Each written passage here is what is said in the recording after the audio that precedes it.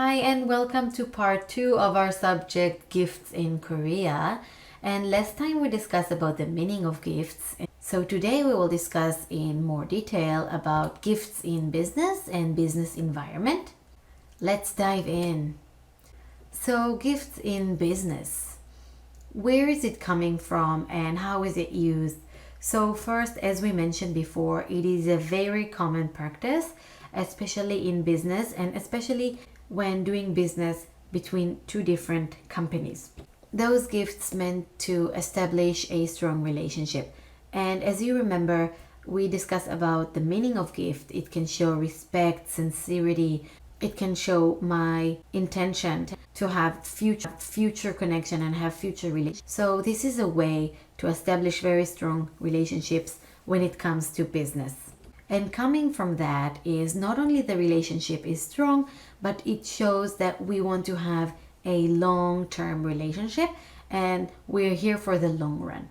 And this is why, again, it's very important in business as well, because we want to make these connections for the long term. And finally, it can also be related to the we culture. So do you remember when we were discussing about we culture, we mentioned the fact that we want to create a similarity. We want to create the sense of us and not me versus you.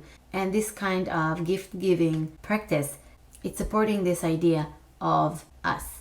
And this is a quick background of gifts in business and what's the uses of it. So we discussed it a little bit last part, but I wanted to give you a little bit more examples for the uses of gifts. So we were discussing about business meeting. So the first business meeting, many times the sides will show up with gifts for each other. And this again to show this sincerity and to show that we want to make strong relationship and we want to make relationship for the long term. Another use of it will be in events, company events, networking events.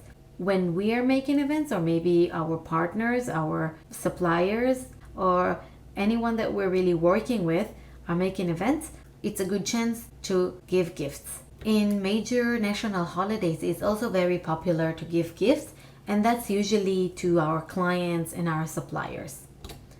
Also, when we have a successful collaboration, it's time to celebrate, and we're celebrating by really exchanging gifts with each other.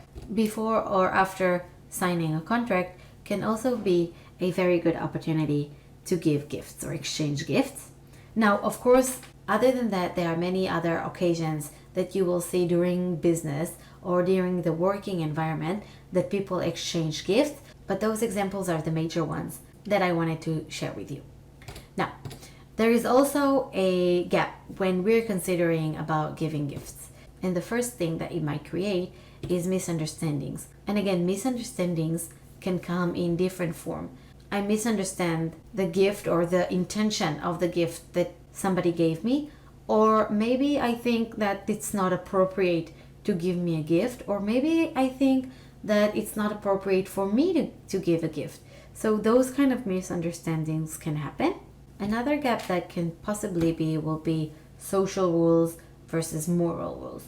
So sometimes gifts can be considered as form of bribe or try to change somebody's mind or try to push somebody to do something. But on the other side, giving a gift or receiving a gift can be social norm. So this boundary or this line can be also very confusing. Another thing that we can encounter is different meanings. So we might put a different meaning to different gifts, or maybe sometimes people give me gifts in order to thank me, but I think that their intention is a little bit different. So the meanings can be different for different people as well. Finally is when we give gifts, there are gift rules and the way to receive and give the gifts. And those kind of rules are not always clear, so it can be a challenge. So what we can focus on when it comes to gift giving. So first I would say to answer our less difficulty is to learn the rules of giving and receiving gifts. So do you guys remember we talking about when giving and receiving anything, using the right hand supported by the left is something very common. For example, we need to make sure that we are receiving and giving gifts not only by the social rules but also the rules that exist in the law. And we will cover this in the next part. But basically, we want to see that the value of the gifts is the right value, or we don't give a gift that is too low in value.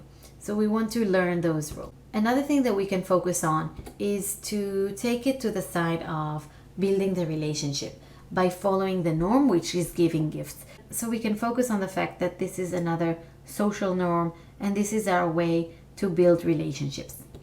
When we are not sure if we can receive a gift or if we can give a gift, let's ask. We can ask our HR manager, we can ask our leader, and just we can make sure what's the situation. Is it okay or not? So, where we are not sure, we will ask. And that will be all for part 2. I hope you enjoyed it and learned a little bit more about gifts in business. And again, I would like to emphasize that when we don't know something, we would rather ask than make a mistake. And I will see you in part 3.